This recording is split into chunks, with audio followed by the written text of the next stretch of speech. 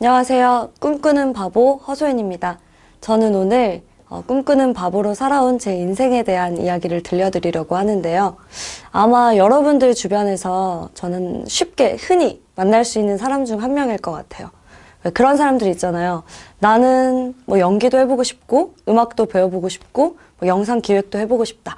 한마디로 말해서 모든 것이 돼보고 싶은 사람들이요. 저는 어렸을 때부터 장래희망의 학창시절에 내는 그런 직업이 늘 달랐을 정도로 꿈이 너무 많았어요. 뭐 하루는 화가, 선생님, 작가. 그래서 꿈이 없다는 친구들을 이해하기가 정말 힘들었는데요. 저 같은 사람들은 이런 특징이 있습니다. 뭘 해도 중간은 가지만 그 이상 발휘가 잘 안 된다는 거. 한마디로 말하면 애매한 다재다능함을 가진 사람이라고나 할까요? 저 역시도 하고 싶은 게 그렇게 많았던 만큼 또 애매하게 할 줄 아는 게 많아서 직업을 선택하는 데 있어서 정말 어려움이 많았습니다. 근데 하루는 그런 생각이 드는 거예요. 연기자 어떨까? 배우는 내가 여러 가지 인생을 살아보는 직업인데, 여러 가지 직업과 삶을 체험해 볼 수 있는 사람인데, 무엇이든 되고 싶은 저한테는 그 점이 정말 매력적으로 다가왔고, 그래서 저는 연기를 시작하게 됐습니다.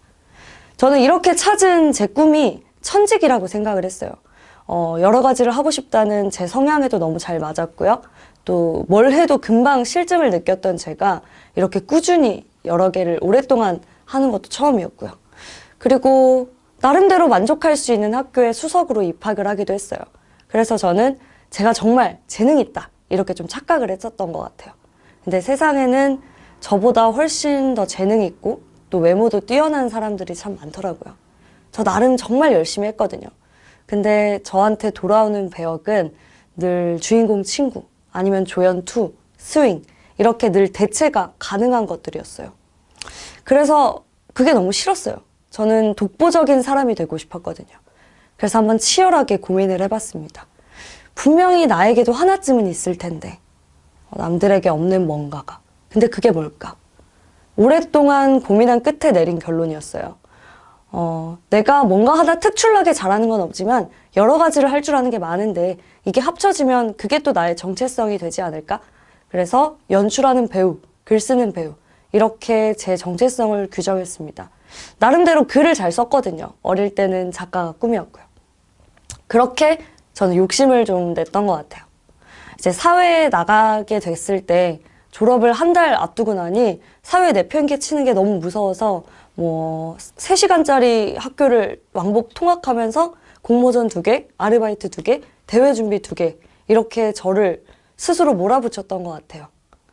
그중에서 공연 하나에서는 제가 그토록 원했던 주인공이 됐었고요. 또 다른 하나는 제 반년을 정말 꼬박 바쳐서 극작, 연출, 기획, 배우 이 모든 걸 혼자 도맡아서 하고 있었습니다. 그때는 제가 할 수 있을 것 같았어요.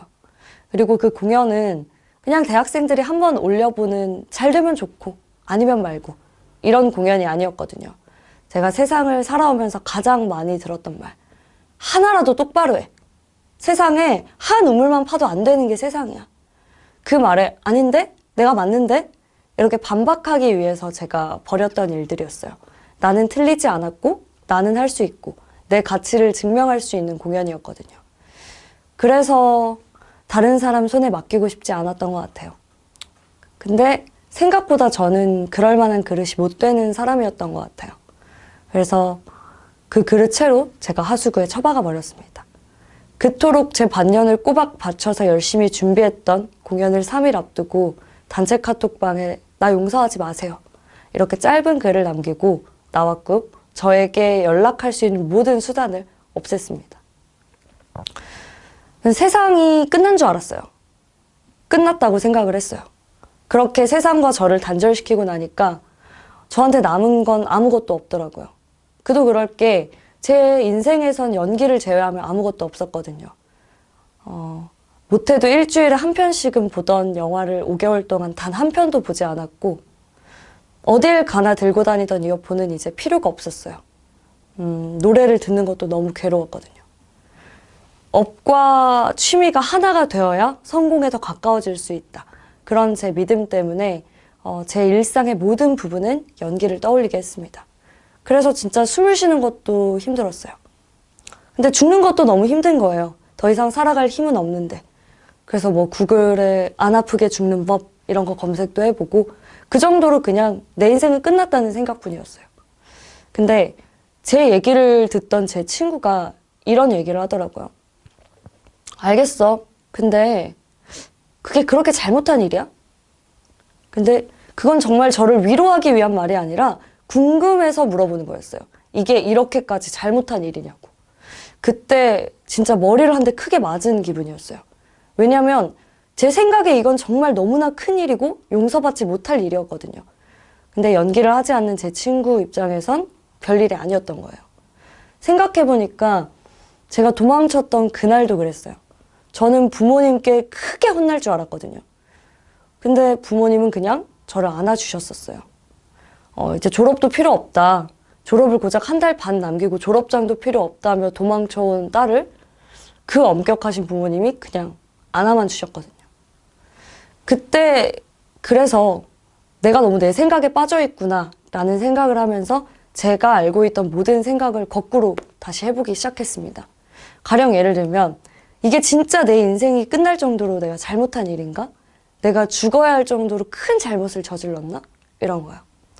사실 뭐 어쩌겠어요. 일은 이미 일어났고 되돌릴 수 없고 이러니 저러니 해도 내 인생이잖아요.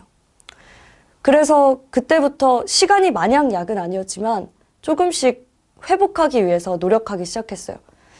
태어나서 처음으로 명상이란 것도 해보고 뭐 고해성사도 해보고 심리치료도 받고 미술치료도 받고 내 잘못이 조금이라도 없어질까 싶어서 봉사활동 같은 것도 다녀보고요.